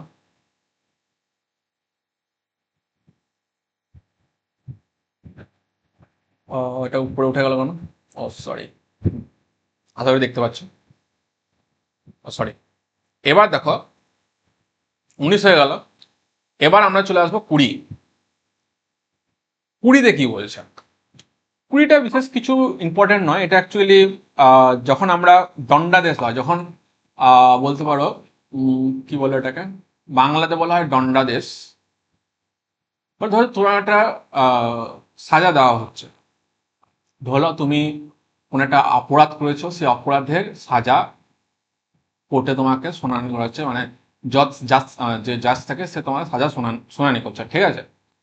মানে এটাকে আমি তাহলে দেখে নিচ্ছি, এটা কি ইংলিশে কি বলে, ইংলিশ টার্মটা আমি একটু দেখে নিই। ইংলিশ টার্মটা হচ্ছে অপরাধ, কনভিকশন। ও হ্যাঁ, কনভিকশন অফ অফেন্স। ঠিক আছে? অপরাধের সাজা যখন দেওয়া হবে, কোনো অফেন্স করলে যে সাজা দেওয়া হবে, সে অপরাধের সাজা দেওয়ার সময় কিছু কিছু তোমার অধিকার দেওয়া হয়েছে, তোমার কিছু, মানে জাজ সাহেব চাইলেই তোমাকে যেমন খুশিভাবে সাজা দিতে পারবে না, তোমারও কিছু অধিকার আছে, যে অধিকারটা তুমি লাগাতে পারবে, কাজে লাগাতে পারবে। যদি জজ সাহেব সেই অধিকারটা না মানে সেই অধিকার থেকে তোমাকে বঞ্চিত করে দেয়, তাহলে তোমার কাছে সেই অধিকারটা থাকবে। সেটা কি অধিকার? মন দিয়ে শুনবে। সেটা হচ্ছে, তুমি যখন অপরাধ করেছো 3টে অধিকার পাও, 3টে।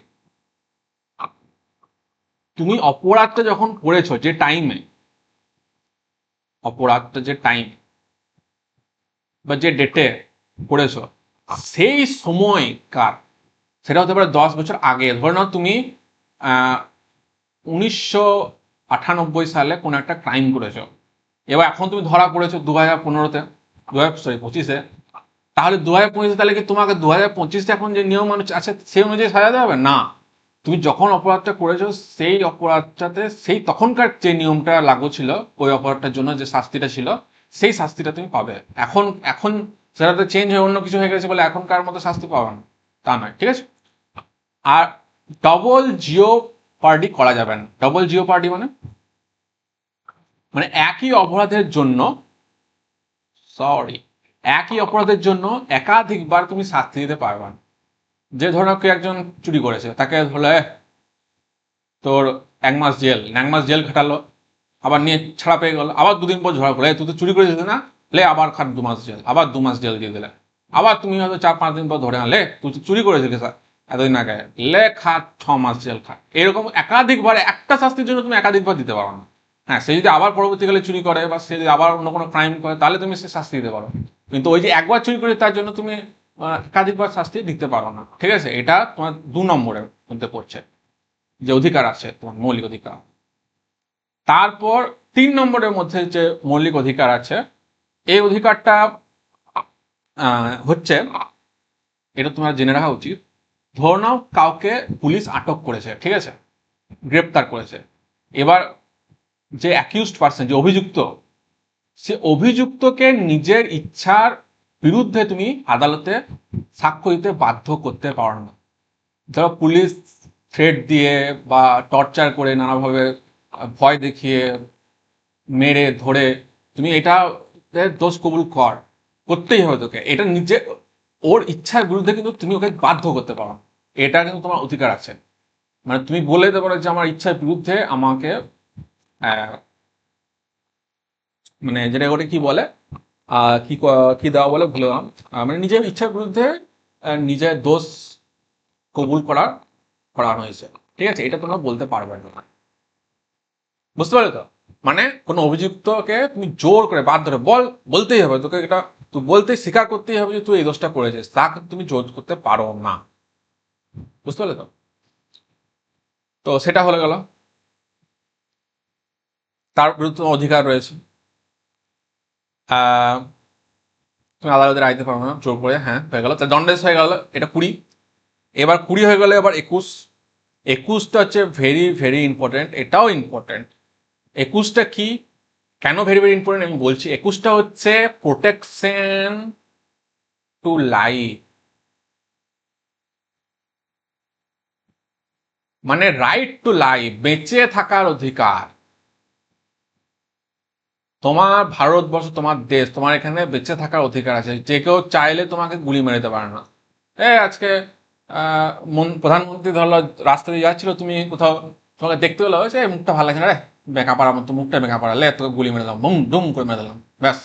না, কিছুতেই পারবে না।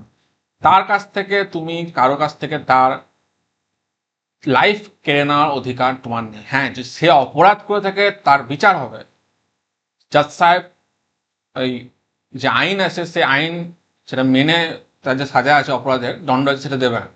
সেখানে হয়তো ফাঁসি হতে পারে, কিন্তু তোমার তোমার ভালো লাগছে না, তোমার নিজের ইচ্ছা মতো মর্জি মতো যাকে খুশি তুমি মেরে দিলে, এটা কিন্তু পারবে না। তোমার কিন্তু বেঁচে থাকার অধিকার আছে। যদি কেউ রাইট টু লাইফ তোমার কাছ থেকে ছিনিয়ে নেয় তাহলে কিন্তু তুমি ডাইরেক্ট গিয়ে একেবারে সুপ্রিম কোর্টে কেস করতে পারো, ঠিক আছে। এছাড়াও 21A-তে এখন মানে সংবিধান সংশোধনীর মাধ্যমে এটা কি করা হয়েছে, 21A-তে আর একটা জিনিস অ্যাড করা হয়েছে। কত নম্বর সংবিধান সংশোধন? 86তম কনস্টিটিউশনাল অ্যামেন্ডমেন্ট, যেটা মনে হয় 2000 কত সালে হয়েছিল, 2021 2002-এ হয়েছিল। 2002-এ হয়েছিল, যেটা 86তম সংবিধান সংশোধন। সেখানে এডুকেশনের অধিকার, ফ্রি এডুকেশন, ফ্রি এডুকেশন কত বছর পর্যন্ত, যারা 14 থেকে ছোট, 14 বছর বয়স বা তার থেকে কম, 14 বছর বয়স পর্যন্ত সিম্পল ভাষায় বলতে গেলে তোমাকে ফ্রি এডুকেশন পাওয়ার তোমার অধিকার আছে। কোনো রকম টাকা দিতে হবে না, তোমাকে সরকারের তরফ থেকে ফ্রি এডুকেশন দেওয়া হবে।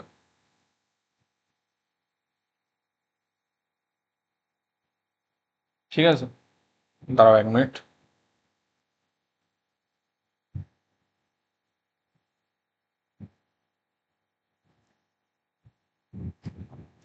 হ্যাঁ, তো এটা হলো 21।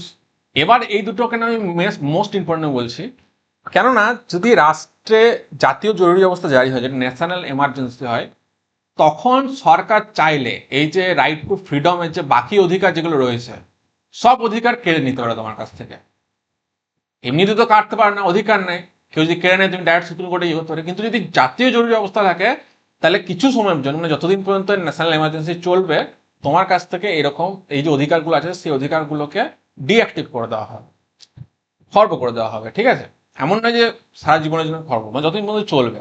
তুমি ইচ্ছা মতো সমবেত হতে পারবে না, যা খুশি বলে বেড়াতে পারবে না রাস্তায়, মিডিয়া মিডিয়া বলতে পারবে না। তারপর তোমার অন্যান্য যে সমস্ত অধিকার আছে, 19 নম্বর ধারা যেগুলো আছে বেশিরভাগ, এগুলো কিন্তু কেড়ে নিতে পারে। কিন্তু 20 আর 21, অর্থাৎ দণ্ডাদেশ, মানে কাউকে যখন আমরা পানিশমেন্ট দেব, তখন তার যে 3টে অধিকার আছে, এই 3টে অধিকার কিছুতেই কেড়ে নিতে পারবো না তার কাছ থেকে। এর অধিকার থাকবেই, যত বড় এমার্জেন্সি হোক।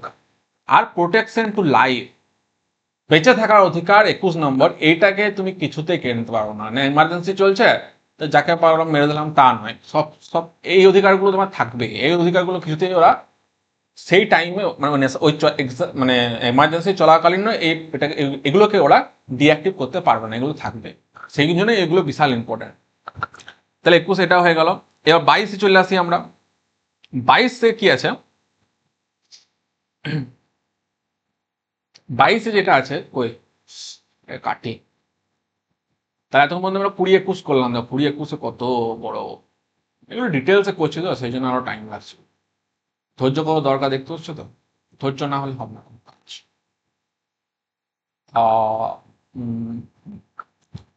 তো দেখো, এবার 21 হয়ে গেল, এবার 22 চলে আসে। 22টা হচ্ছে ভেরি ভেরি ইজি।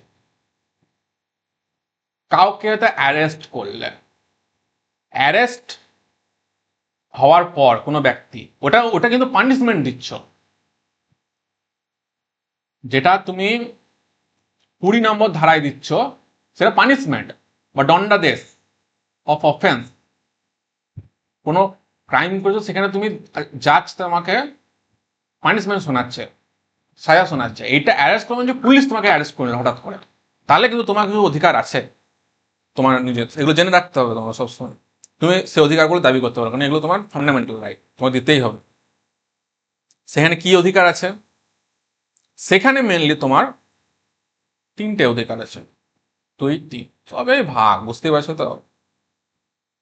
কোনো ব্যক্তিকে যদি গ্রেপ্তার করে পুলিশ, আমি বলছি অনেক বড় বড় লিখছি না, কোনো ব্যক্তিকে যদি গ্রেপ্তার করে, তাহলে যখন গ্রেপ্তার করবে তখনই ইমিডিয়েটলি তাকে গ্রেপ্তারের কারণ জানাতে হবে, যে তুমি কেন তোমাকে গ্রেপ্তার করছো। তোমার মন হলো তোমাকে তুলে নিয়ে চলে গেলাম, হবে না। তোমাকে জানাতে হবে যে হ্যাঁ, তোমার এই অফেন্স তুমি করেছো। যদি সেটা দুরকম সাধারণত অফেন্স হয়, একটা হচ্ছে কগনিজিবল অফেন্স হয়, একটা হচ্ছে নন কগনিজিবল অফেন্স হয় অ্যাকচুয়ালি। এটা থেকে প্রশ্ন এসেছিল একবার, সেটা আমি বলে দিচ্ছি। কগনিজিবল অফেন্স মানে হচ্ছে যেগুলোতে তুমি, দাঁড়াও আমার এটাতে একটু গন্ডগোল লেগে যায়, কগনিজিবল আর নন কগনিজিবল। কগনিজিবল অফেন্স আর নন কগনিজিবল অফেন্স, এগুলোতে তোমার দুটোর মধ্যে একটা বিশেষ ইয়ে আছে।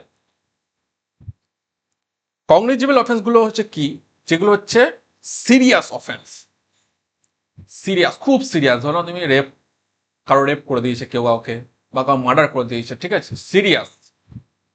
আর এগুলো হ্যাঁ অফেন্স বটে, but not too much, too much serious.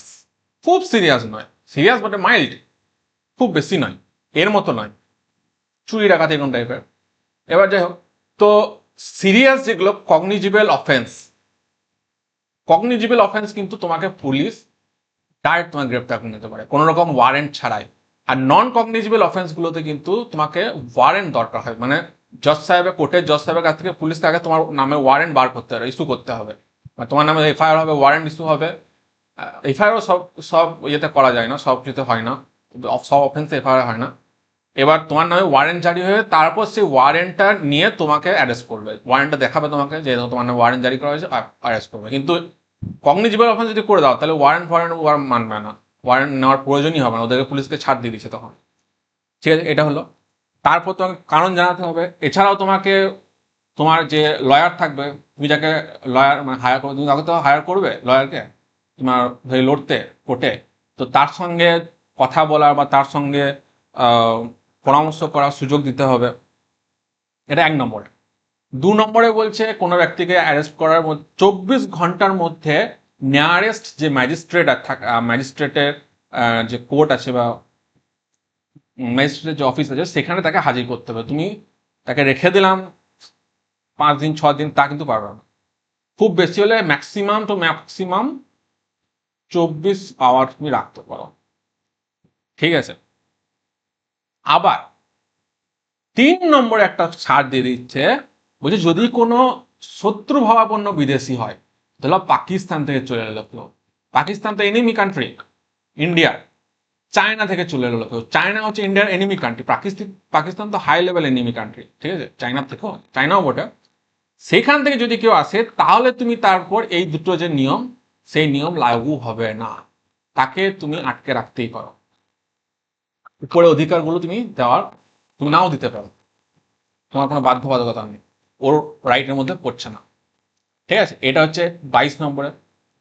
23 নম্বরে যেটা আছে, এই সরি 23 নম্বরে বলছে, এটা 22 পর্যন্ত ছিল, তাহলে ফ্রিডম, রাইট টু ফ্রিডমটা শেষ হয়ে গেল 19 থেকে 22 পর্যন্ত।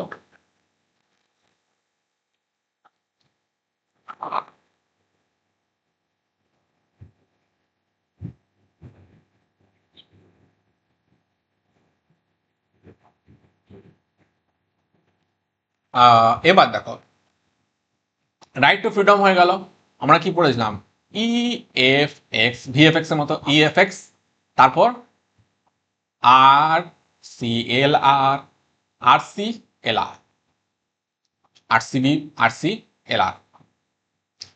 তো ই তো হয়ে গেল ইকুয়ালিটি, এফ হয়ে গেল ফ্রিডম, এবার এক্স মানে এক্সপ্লয়টেশন। এক্সপ্লয়টেশনে কটা ছিল? দুটো, 23 24 বলেছিলাম।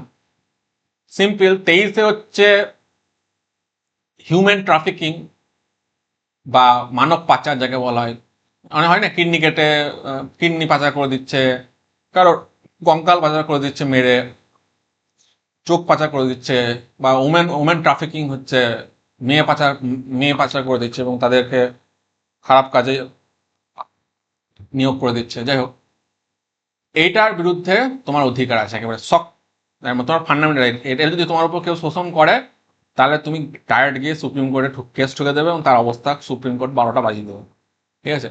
আর 24 নম্বরে হচ্ছে 14 বছরের নিচে কোনো শিশুকে কোনো রকম কলকারখানা বা ঝুঁকিপূর্ণ কাজ, খনিতে এরকম, বা যেগুলো বাজি ভটকার কারখানা হয়, বা যেখানে মানে কলকারখানা মেশিন আছে, আগুন আছে, যেখানে ঝুঁকিপূর্ণ কাজ, সেখানে কিন্তু নিয়োগ করতে পারবে না। যদি তুমি নিয়োগ করে দিয়েছ আর কেউ যদি তোমার নামে কেস করে দিয়েছে, বা এই বাচ্চাটাও যদি কেস করে দিয়েছে বা অন্য কেউ দিয়েছে, তাহলে ওর রাইটের 24 নম্বর আর্টিকেলের অন্তর্গত তোমার কিন্তু ফান্ডামেন্টাল রাইট তুমি ডিসওবে করেছো, সেই জন্য তোমাকে শাস্তি দেওয়া হবে, সুপ্রিম কোর্ট ভালো লেভেলের শাস্তি দেবে, ঠিক আছে। তো যাই হোক, 23 24 পড়ে গেলে এক্সপ্লয়টেশনের, শোষণের বিরুদ্ধে অধিকার হয়ে গেল। আটটা কি ছিল? আটটা ছিল রিলিজিয়াস। রিলিজিয়াস হচ্ছে তুমি ধর্মীয় স্বাধীনতা। ধর্মীয় স্বাধীনতা হচ্ছে তুমি মানে তুমি নিজের ধর্ম নিয়ে মানে কোনো কাজে তোমাকে মানে দেখো, ইন্ডিয়া হচ্ছে সেকুলার, তোমার দেখলে প্রিএমবেলে লেখা ছিল সেকুলার রিপাবলিক, সরি, প্রথমে ছিল কি সোভিরেন, সোশ্যালিস্ট, সেকুলার, তারপর ছিল ডেমোক্রেটিক, আর ছিল রিপাবলিক। হুম। তো এই যে সেকুলার বা ধর্ম নিরপেক্ষ, মানে ধর্ম কখনো কোনো কাজে তোমার বাধা হয়ে দাঁড়াবে না, পেশা বলো বা জীবিকা বলো বা যে কোনো কাজ করতে হবে, ধর্ম কোনো ক্ষেত্রে তুমি মুসলমান বলে তুমি কাজটা পাবে না, বা তুমি হিন্দু বলে তুমি এটা করতে পারবে না, বাধা হয়ে দাঁড়াবে না। এইটাই বলা হয়েছে এখানে। এটা কত থেকে কত পর্যন্ত আছে? 25 থেকে আছে 28 পর্যন্ত, ঠিক আছে। এবার 25টা হচ্ছে ওই ধর্ম বাধা হয়ে দাঁড়াবে না। 26টা হচ্ছে, এগুলো তো ইম্পর্টেন্ট নয়। 26টা হচ্ছে তোমার তুমি নিজের মানে ধর্ম রিলেটেড কোনো প্রতিষ্ঠান করতে পারো বা কোনো ট্রাস্ট গঠন করতে পারো, ঠিক আছে। তো এগুলো এগুলো অত ইম্পর্টেন্ট নয়। 27, হ্যাঁ 27টা, 26 25 হয়ে গেল, 26 হয়ে গেল। 27টা ইম্পর্টেন্ট নয়, তাও বলে রাখছি, মানে একটু ইন্টারেস্টিং। ধর্মীয় কোন রকম কর তুমি কাউকে জোর করে আদায় করতে পারবে না। ধর্মীয় কর বা চাঁদা, যে তোমার এই দুর্গাপুজো হয়েছে বা মহরম চলছে, ঈদ চলছে, ঈদের চাঁদা, এই চাঁদা দিতেই হবে, নাহলে তো বাড়িতে ঢুকে মার দেবো বা ঘর চালিয়ে দেবো, তা কিন্তু তুমি জোর কিন্তু তার উপর করতে পারবে না। হ্যাঁ, তো দিলে ভালো, নিজের ইচ্ছায় দেবে, কিন্তু তুমি তাকে কোনো কখনো জোর করতে পারবে না। যে চাঁদা টাকা চাই, তুমি হিন্দু বটো, তোমার হিন্দুদের পুজো হচ্ছে, দুর্গা পুজো তুমি দেবে না মানে টাকা, এটা কিন্তু অফেন্স হয়ে যাবে। তাহলে তোমার মৌলিক অধিকার কিন্তু মানে মানে মৌলিক অধিকার থেকে বঞ্চিত বঞ্চিত করে দিচ্ছে তোমাকে। তুমি কিন্তু তোমার মৌলিক অধিকার পাচ্ছ না, এটা নিয়ে অ্যাপিল করতে পারো সুপ্রিম কোর্টে। ঠিক আছে, তো ধর্মীয় কর যেটা হয় বা চাঁদা, ধর্মীয় কর বলে এখন চলে না, এখন চাঁদা, চাঁদা দেওয়া। তো যাই হোক, এটা কেউ বাধ্য করতে পারবে না তোমার। আর 28 নম্বরে আছে, যেটা 28 নম্বরটা ইম্পর্টেন্ট, এখানে আছে তোমার কোনো ধর্মীয় শিক্ষা প্রতিষ্ঠান খুলতে পারো, তোমরা নিজের ইচ্ছা মতো গঠন করতে পারো। 26-এ বললাম। এবার সেই ধর্মীয় প্রতিষ্ঠানে তুমি ধর্ম রিলেটেড শিক্ষা দিতে পারো। ধরো হিন্দুদের হলে সেখানে গীতা পাঠ করাতে পারো, মহাভারত পাঠ করাতে পারো, ভগবত পাঠ করাতে পারো। তারপর যদি মাদ্রাসা হয়, মুসলিমদের প্রতিষ্ঠান হয়, তুমি কোরআন পাঠ করাতে পারো, নামাজ করাতে পারো। কিন্তু কিন্তু যদি সেটা প্রপার সরকারি হয় বা পুরোপুরি স্টেট ফান্ড করে, পুরোপুরি একদম 100%, মানে সরকারের দ্বারা, মানে সরকারি স্কুল যেটা বলতে, সরকারি শিক্ষা প্রতিষ্ঠান যেটা স্টেট 100% তাকে ফান্ডিং করছে বা স্টেট চালাচ্ছে, তার উপর 100% স্টেট তার উপর অধিকার রেখেছে। তো সেটা যে এই সরকারি শিক্ষা প্রতিষ্ঠানে কিন্তু কোনো রকম ধর্মীয় রিলিজিয়াস স্টাডি কিন্তু পড়ানো যাবে না, ধর্ম শিক্ষা দেওয়া যাবে না। সে গীতাই হোক, কোরআনই হোক, এগুলো কিন্তু কখনোই ওখানে পড়ানো যাবে না। এগুলো কিন্তু আইনত অপরাধ। মানে যদি তুমি পড়াও সরকারি স্কুলে, একদম পিওর সরকারি যে স্কুলগুলো আছে, শিক্ষা প্রতিষ্ঠান, স্টেট ফান্ড, যেটা 100% ফান্ডেড, সেখানে যদি পড়াও, তাহলে কিন্তু এটা তোমার, তুমি মৌলিক অধিকার মানছ না। সংবিধান অবমাননা করার দায়ে কিন্তু তোমাকে একেবারে জেলে ভরতে হবে। ঠিক আছে, তো এটা থাকে যে ধর্মশিক্ষা কোনো সরকারি শিক্ষা প্রতিষ্ঠানে ধর্মীয় শিক্ষা নিষেধাজ্ঞা, এটা কত নম্বর আর্টিকেল আছে তো যেটা মনে রাখতে হবে, 28 নম্বর। কোন পার্টে আছে যদি মনে রাখতে হয়, তাহলে মনে রাখতে হবে পার্ট 4। পার্ট 4 বলছি, সরি। শুরু কথা থেকে হয়েছিল, শুরু হয়েছিল পার্ট 3 থেকে, তাহলে পার্ট 3তেই আছে। আর এগুলো তো ভাগ, এগুলো ভাগ, এগুলো কোনো পার্ট না কিন্তু। এখানে পার্ট 3, আমরা কিন্তু পার্ট 3 পড়ছি, ফান্ডামেন্টাল রাইটস। ঠিক আছে, তো যাই হোক, মনে রাখবে। এবার দেখো, এইটা থাকে, মানে এটা আর্টিকেলটা জিজ্ঞেস করে যে আর্টিকেল বা কোন রাইটের আন্ডারে পড়ে, right two religious, right two freedom of religion. ঠিক আছে, এই রাইটের মধ্যে পড়ে। এবার হচ্ছে কালচারাল। এই কালচারের অত বিশেষ কিছু ইম্পর্টেন্ট নয়, যারা মাইনরিটি আছে তাদেরকে কিছু বিশেষ সুবিধা দেওয়া হবে, যে হ্যাঁ, তোমরা তোমাদের ঐতিহ্য বজায় রাখার জন্য, তোমাদের সংস্কৃতি ভাষা এগুলো বজায় রাখার জন্য তোমরা কোনো কিছু শিক্ষা প্রতিষ্ঠান করতে পারো, বা কোনো ট্রাস্ট গঠন করতে পারো, বা কোনো যে কোনো রকম কাজ করতে পারো, প্র্যাকটিস করতে পারো। তোমাদের কিন্তু কেউ বাধা দেবে না। তোমার নিজের সংস্কৃতি রক্ষা করার জন্য যে চেষ্টা রাখতে হবে, তা বলে এমন নয় যে অন্য সংস্কৃতিকে আহ, মানে শেষ করে দিয়ে, তা নয়। নিজেদের সংস্কৃতি নিজেরাই তোমরা করতে পারো। ঠিক আছে, তো এটা তোমার কে অধিকার দিয়ে দিচ্ছে? Cultural cultural and education right. এটা 29 আছে, এটা কত আছে, 29 আর 29 থেকে 31 পর্যন্ত আছে। সরি 29 থেকে 30 পর্যন্ত আছে কালচারাল। এই কালচারালটা, মাইন্ড কালচারালটা 29টা করলাম। এবার 30টাও কিন্তু একই রকম সেম, যে শিক্ষা প্রতিষ্ঠান করতে পারো, সেখানে অনুদান দেওয়া দিতে পারো, তুমি কোনো রকম বৈষম্য হবে না। এটা তো ইম্পর্টেন্ট নয়। তুমি জাস্ট মনে রাখবে কালচারাল অ্যান্ড এডুকেশনাল রাইট যেটা আছে, ফ্রিডম, সেটা কত আছে, 29-30 আর্টিকেল। এবার আসছে saving of certain laws, C. C কেন লিখলাম, এল ওর, এটা ঠিক আছে, সি নয়, এল। লস, ল কিন্তু আইনের সুবিধা, এটা ছিল সম্পত্তির অধিকার, যেটা আমি আগে বললাম না, 19 এর এফে বলেছিলাম, দেখেছো, এইটাকে ডিটেলসে বলা ছিল। যেটা এখন হাটিয়ে নিয়েছে, এটা এটা ডিটেলস ছিল, সেটা এখন হাটিয়ে দিয়েছে 44তম কনস্টিটিউশনাল অ্যামেন্ডমেন্টের দ্বারা, কত 1978। এটা এখন লিগ্যাল রাইট অন্তর্গত করে দিয়েছে, লিগ্যাল রাইট ফান্ডামেন্টাল রাইট থেকে সরিয়ে,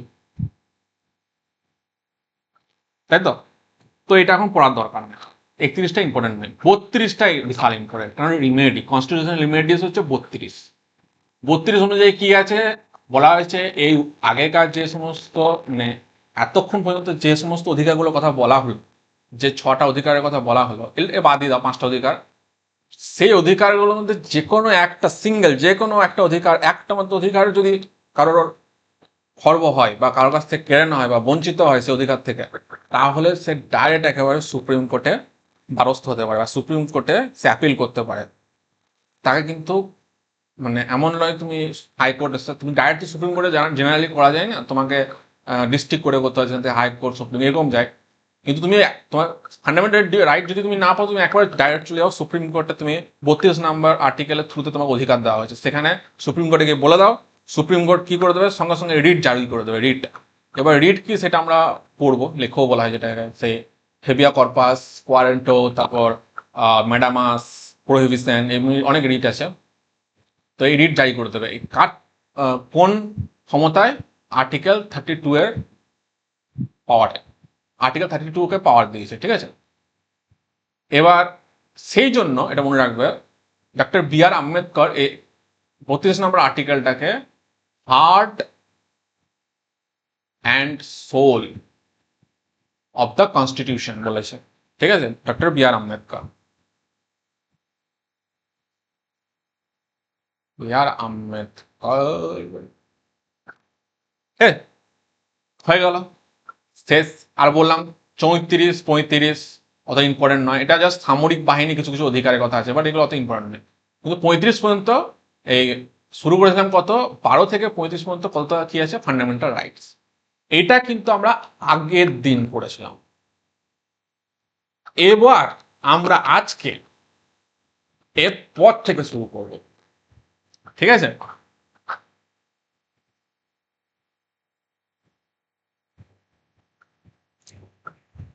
তাহলে এতক্ষণ পর্যন্ত তোমরা বুঝতে পারলে কি করলাম আমরা,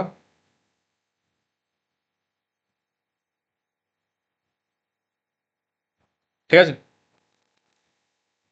তো চলো শুরু করতে हैं। তো এটাকে আমি কেটে দেবো, এটা দরকার হবে না যদি দেওয়া,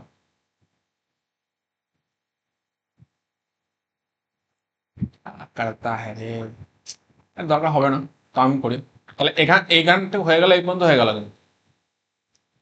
এবার আমরা আজকে পুরো পার্ট 4, পার্ট 3টা হয়ে গেল, পার্ট 4 থেকে শুরু করবো। সেই না আমি তোমাদের আগে বললাম যে ধৈর্য কিন্তু তোমাদেরকে রাখতে হবে, কিছু করার নেই।